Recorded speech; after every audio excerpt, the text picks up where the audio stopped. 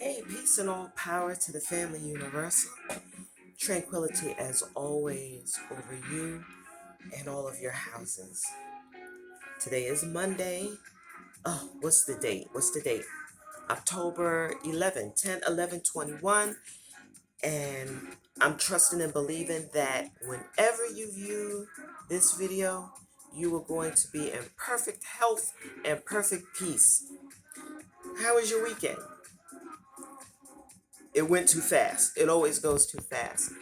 It was a very full and sustaining weekend. Let me tell you. Okay, so we had the grandparents over, my son's grandparents, and we had a good time. It's always good when they're able to come up and spend some time and everything, commune, and they were able to watch him do his thing at the dojo. He had a wonderful performance. Wonderful performance at this festival. They did very well. All the kids, I shouldn't call them kids. Well, it's a mix. He's one of the oldest uh, there in his group. But they did a phenomenal job. Phenomenal. It's amazing when you are working with like a rough draft or something, and there were so many questions and not knowing if everything was going to come together, to see the anxiety and nervousness and everything of them all. But once they hit and the music started, you can see the adrenaline kick in, and it just amplified their performance. I asked him afterwards, how did you feel? How did you feel? And it was just a burst, a release of energy. And it reminds me of my heyday, of my heyday. But even in everyday life, for me, when I'm dealing with anxiety or stress issues, and I know I have to deal with the public, sometimes I have to psych myself. I have to trick myself into thinking, hey, this is a performance. Hey, I'm walking the catwalk. You know what I mean? It's not being fake, but you have to tap into your strengths, right? Right. Because we're not going to walk around tense and in fear, not if we plan on getting anything accomplished and reaching the goals we need to reach, what we desire to reach. So it's just wonderful watching the process and seeing him go through the things and doing what he has a passion for. And that's the key. That's the key to really having a fulfilling life that not just edifies you, but everyone around you as well. Keep that passion. Find your passion and keep that passion. It doesn't always have to be in entertainment. You know, whatever it is, whether it's law, medical, just whatever type of service. I don't care if you're flipping burgers, okay? You are doing a service to the community somehow, some way. And that's all a part of the human experience, right? Not here to lecture and even begin to try to tell you what to do or how to do it. As I make this video for you right now, it's cathartic. I'm speaking to you, I'm speaking to myself. This is my own footprint for myself to look back on, for my children, their children, and so on and so forth. And only good can come from it. That's the thing. Only good could come from it, because we're not here to tear down or destroy, right? At least we say we're not. There are instances you'll come across situations or people that you're vexed with or they're vexed with you, if you go out of your way to tear someone apart or become a stumbling block, what is your real purpose?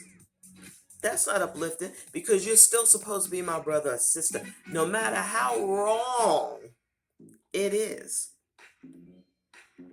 right? We're not here for public spectacle, not supposed to be. So I'm always mindful and I'm always watchful for those who present themselves in a way that they are here to heal or help strengthen community, but at the same time, they're busy backdooring. You know what I'm saying? That's not balance. That's not math, right? So keep that in mind. I'm hoping at some point to do a reading of my book, The Unseen Clown, Preponderance of the Evidence, the Enchanted Edition. I was going to do an audio book, but I remind myself of the purpose of me even writing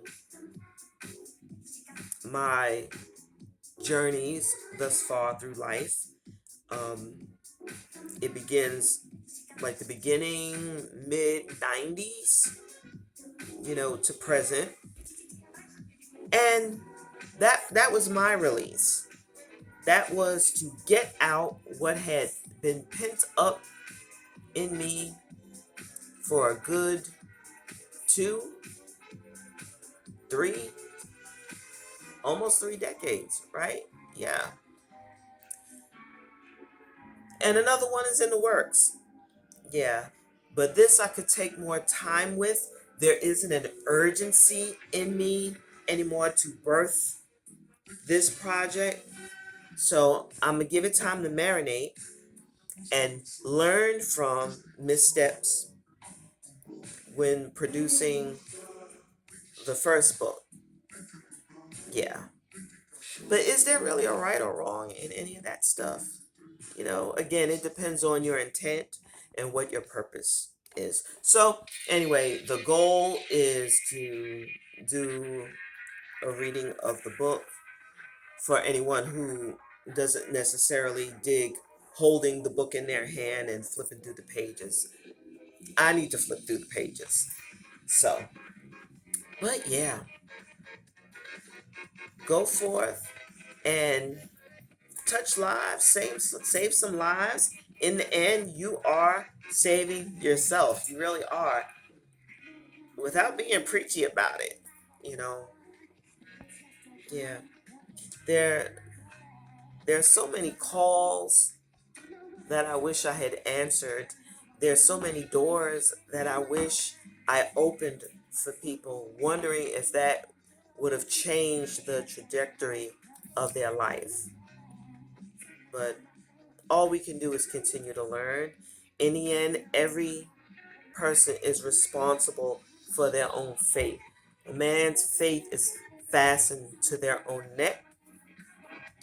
So, in acknowledging that, take ownership, responsibility for everything you say and do. Be mindful in everything you say or do.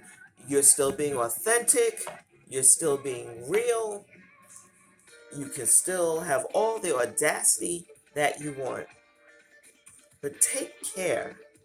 Take care. Because the pendulum of karma swings both ways. So in that, be the light to those who need to feel the warmth of your shine, but know when to be darkness to those who need to feel the cool of your shade. In all things, there is light. My name is Trinia Murphy, and I am Ponder Quan, the illumination.